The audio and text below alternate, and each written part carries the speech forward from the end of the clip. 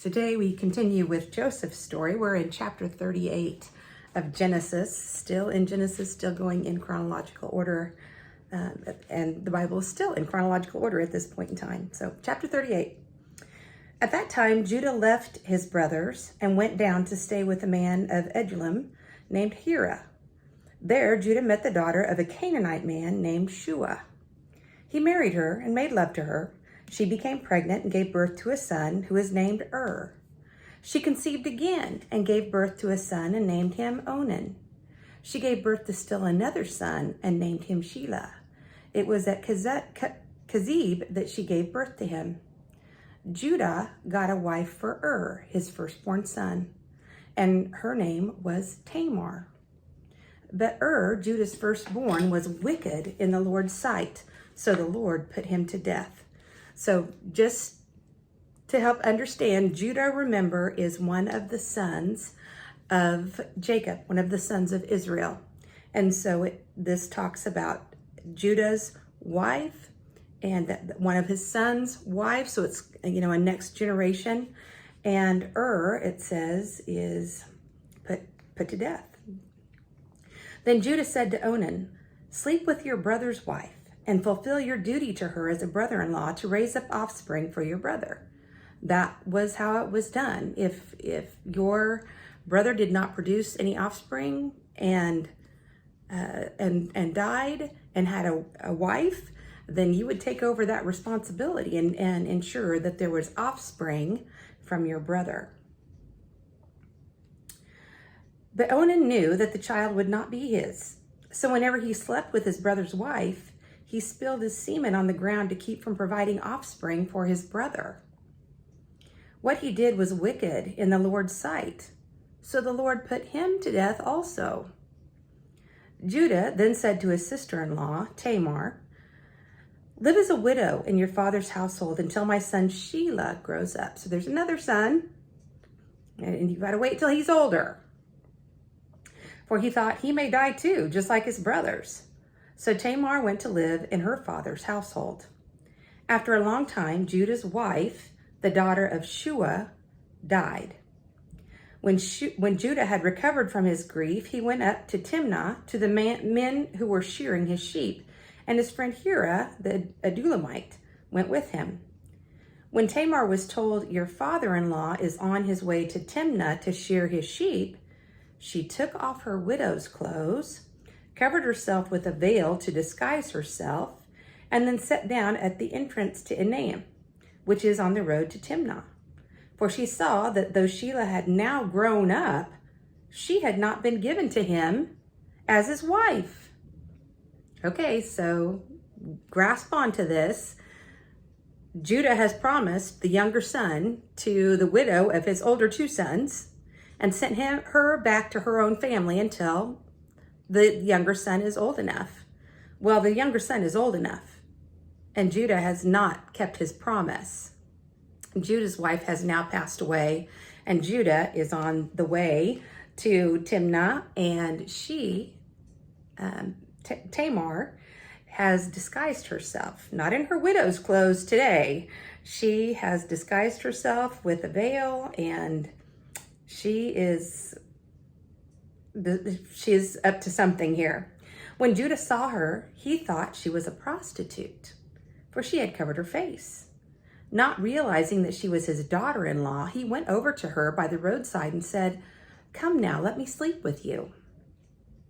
"And what will you give me to sleep with you?" she asked. "I'll send you a young goat from my flock," he said. "Will you give me something as a pledge until you send it?" she asked. He said, "What pledge should I give you?" "Your seal and its cord and the staff in your hand," she answered. So he gave them to her and slept with her, and she became pregnant by him.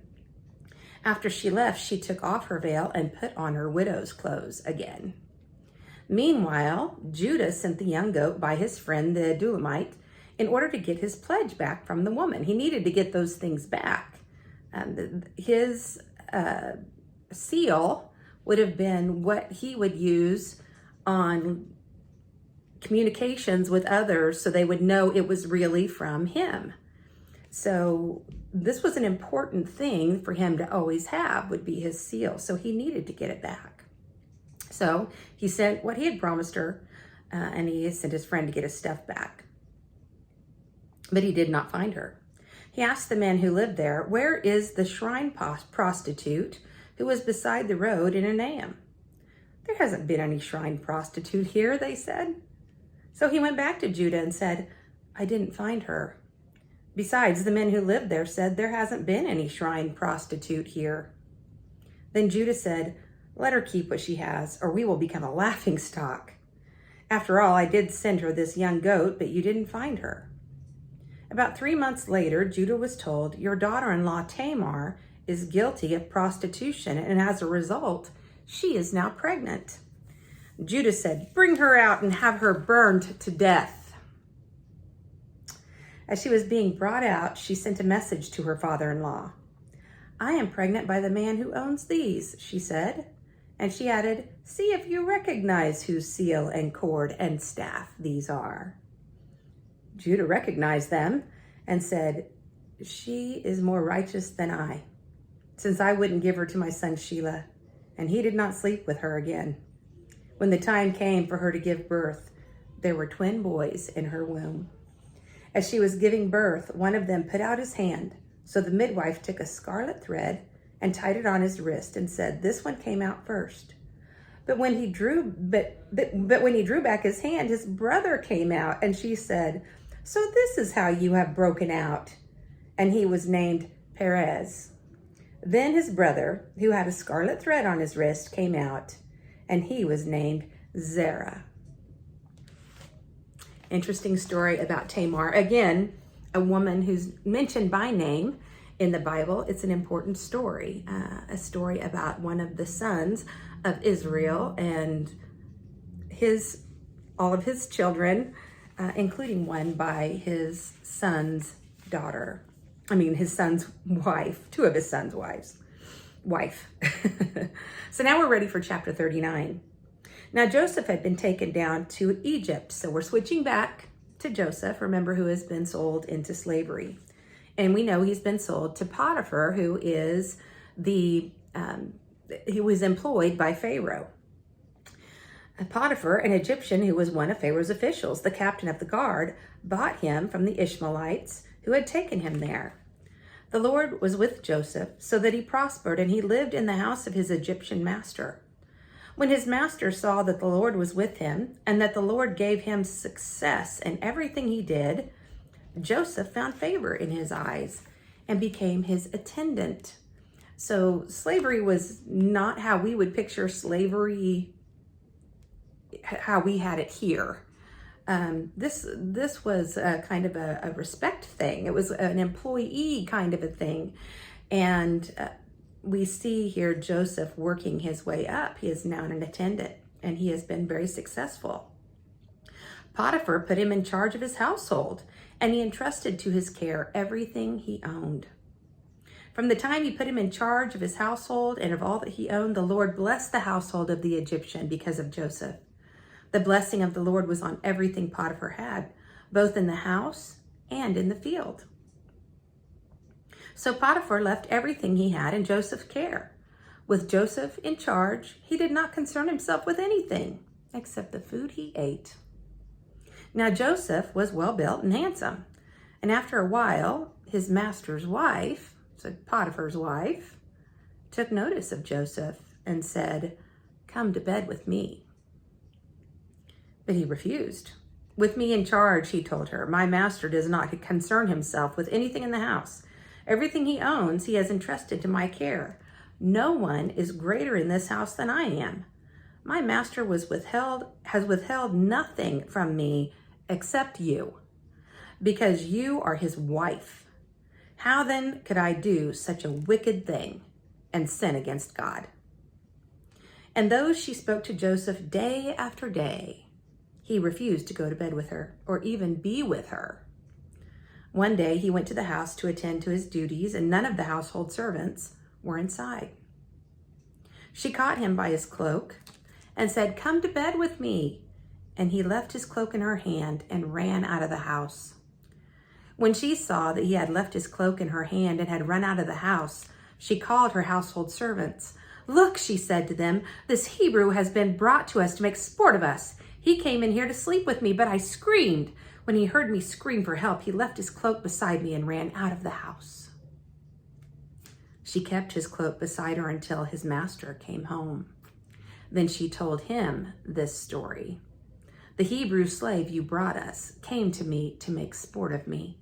But as soon as I screamed for help, he left his cloak beside me and ran out of the house." When his master, Potiphar, heard the story his wife told him, saying, "This is how your slave treated me," he burned with anger. Joseph's master took him and put him in prison, the place where the king's prisoners were confined. But while Joseph was there in the prison, the Lord was with him. He showed him kindness and granted him favor in the eyes of the prison warden. So the warden put Joseph in charge of all those held in the prison, and he was made responsible for all that was done there. The warden paid no attention to anything under Joseph's care, because the Lord was with Joseph and gave him success in whatever he did. Boy, Joseph's life seems pretty crazy. He has went from being a very beloved son to being sold into slavery by brothers who were willing to kill him, and has worked his way up in slavery in Pharaoh's household, in the household of one of Pharaoh's servants, Potiphar, and now he is in jail. But the warden trusts him, and the warden has given him power because, and over it said in here, they knew the Lord was with him. So we'll continue to follow Joseph and see what's going on in Joseph's life when we come back together again on Monday. So I hope that you'll come and join me.